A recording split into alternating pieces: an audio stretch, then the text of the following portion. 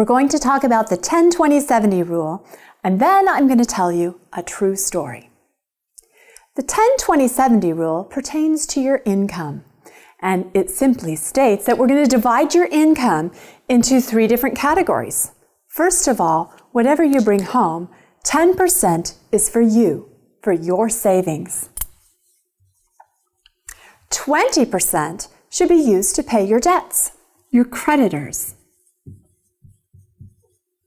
And 70% should be for your living expenses. Now, I'll just tell you right now that one of your living expenses could be your mortgage and another could be a car payment. Both of those things are really necessities, and so you can have those in your 70%. When you have an income, you should look at whatever it is and divide it up by 10, 20, 70% at least.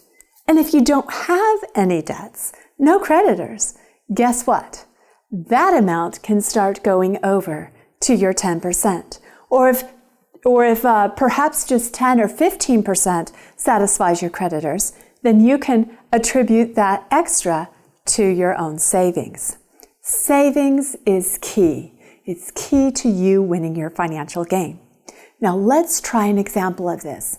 Since we take your whole income, that's really 100% of your income, right? And just a quick review is how you figure the 10% on that is you take the decimal that was already here and you move it over. So now we know that 10 of 100 is 10%. Same thing happens for 20. Now we multiply this by 2 and we have 20. So out of $100, 10 would go to you, 20 to your debts, and taking that 10 and then multiplying by the 7 for the 70%, 70 would go to your living expenses.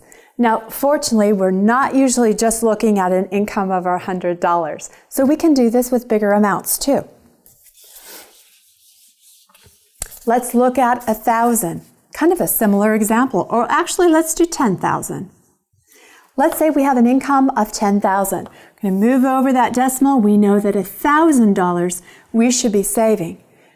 $2,000 we should be using to pay off creditors. And then the remaining $7,000 is for our living expenses. Now your number here, your income, may not have all these zeros. They may have different digits. Let's just say, for example, your income was at this particular time, month or week, was $7,600. Again, we use that same principle. We move over that decimal, and we know that 760 is our 10%. Multiply by 2, and you'll have your 20%. Multiply by 7, and you'll have your 70%. When you get this all figured out, you can add them up and make sure that they were your original number that you start with. Then you'll know you've done your math right. But now I want to tell you a story, a true story about Brad. Brad was a very successful businessman. He was winning his financial game. He was well respected in his community. He had a lot of business, and he was a smart investor. At least that's what everyone said. He invested in real estate, and he was doing well until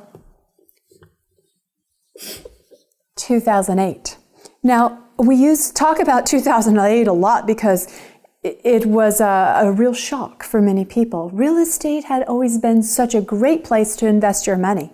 And when 2008 came along, I'll tell you what, Brad's investments went sour, just like a lot of people's did.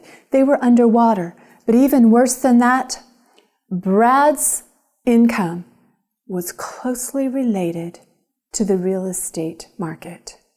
He provided services in a field directly tied to real estate. You know what happened to Brad's income? It went down. Brad had easily been saving 10%, and now he felt like he couldn't. In fact, Brad went down to just one vehicle for his family. His wife was busy driving him to work at the professional building he worked in. And he would take a sack lunch and he would eat there and wait until his wife picked him up that evening. And she was also driving the children around to school and different things that they were doing. And they really had to cut back on their lifestyle. But he did it. He did it with dignity. And in just a few years, he came back. And he said, "Tom, I'm doing much better now." And sure enough, he had saved a lot of money, even in that difficult time. He had saved a lot of money. He got rid of that old beater that he was driving, and he had advanced to some better cars. And we said, "Brad, what was the difference?" And he said, "I'll tell you what it was. You told me about the 10-20-70 rule. You told me I had to save 10% for myself. You said I could only use 20% to pay my debts, and I had to live on 70%. And there were a lot of things I had to cut because my 70% didn't cover it.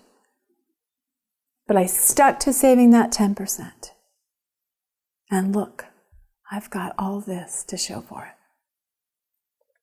There's something else, I think.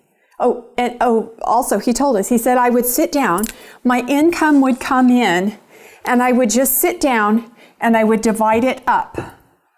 So whatever came in, I knew exactly what my 10% is. I knew exactly what my 20% it was, and I knew exactly what my 70% was. And it was unemotional because I knew that it had to be these.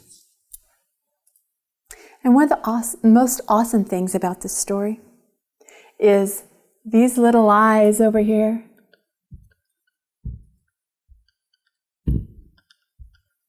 They were watching Daddy. They were watching what he would do in such difficult circumstances. And he has showed them that difficult circumstances do not have to wipe you out. That you can change what you're doing and you can get in a better place. And that's the power of the 10-20-70 rule.